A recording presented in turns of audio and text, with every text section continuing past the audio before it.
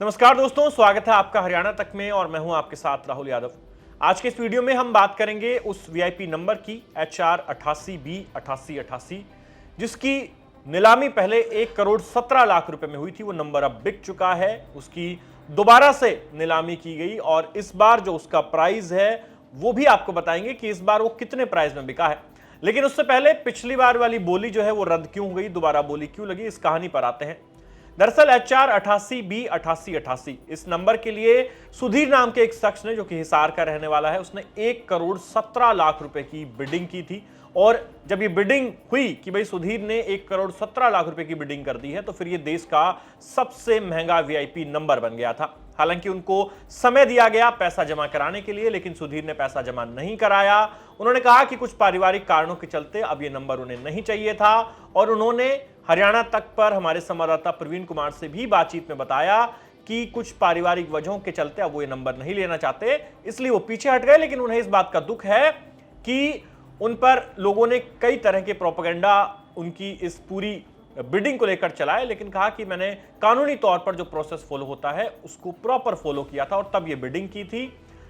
इसमें विवाद तब भी हुआ जब अनिल विज, जो कि प्रदेश के परिवहन मंत्री हैं, उन्होंने कहा कि जांच करवाएंगे कि इस व्यक्ति ने इतनी महंगी बोली कैसे लगा ली, इसलिए हम इस व्यक्ति की प्रॉपर्टी की जांच कराएंगे।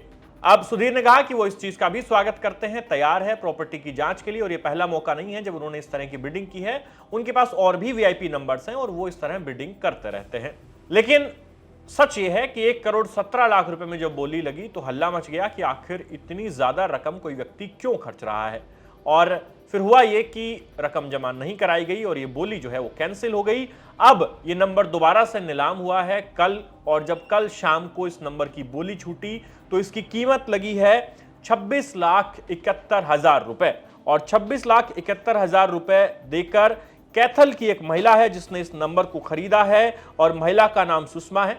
उन्हें 3 दिन के अंदर अब ये रकम जमा करानी पड़ेगी। यानी अब सोचिए कि 1 करोड़ 17 लाख रुपए तक जिसकी नीलामी चली गई थी जिस नंबर की पिछली बार, वो नीलामी अब 26,71,000 रुपए में सिमट गई। यानी अब 26,71,000 रुपए में ये नंबर कैथल की सुषमा ने अपने नाम कर लिया है। हालांकि उनके नाम ये जो पूरा प्रोसेस है ये तभी पक्का माना जाएगा जब वो ये रकम अगले 3 दिन के अंदर जमा करा देंगी।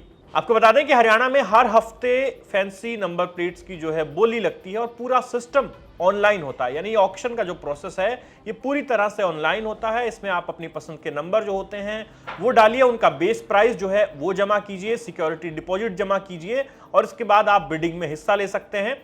जिन लोगों को बिडिंग जो है वो जीत जाते हैं उनको उनकी जो रकम है नंबर की, जहां तक बोली जाती है, उसमें से उनका डिपॉजिट और सिक्योरिटी को माइनस कर दिया जाता है। फिर जो पैसा बचता है वो जमा कराना पड़ता है। लेकिन जिनका नाम नहीं आता, जो बिडिंग में हार जाते हैं, उनका ये जो डिपॉजिट है और बेस प्राइस है ये जब्त कर लिया जाता है। तो जो कल बोली हुई है उसमें HR 88B 8888 ये नंबर 26,71,000 रुपए में बिका है, जो कि पहले 1 करोड़ 17 लाख तक गया था, मगर वो बोली रद्द हो गई थी। इसके अलावा इसी बोली में गुरुग्राम का एक नंबर है HR 26FY 0001 जो कि 22,80,000 रुपए में बिका है। इसी तरह फरीदाबाद का एक नंबर है HR 51CU 0001 जो कि 19,17,000 रुपए में बिका है। और कई लोग इनके लिए आवेदन थे, जैसे आप देखेंगे कि गुड़गांव वाले नंबर के लिए 15 लोगों ने बोली लगाई थी। फरीदाबाद का जो नंबर है ये, इसके लिए 14 लोगों ने ऑक्शन में भाग लिया था।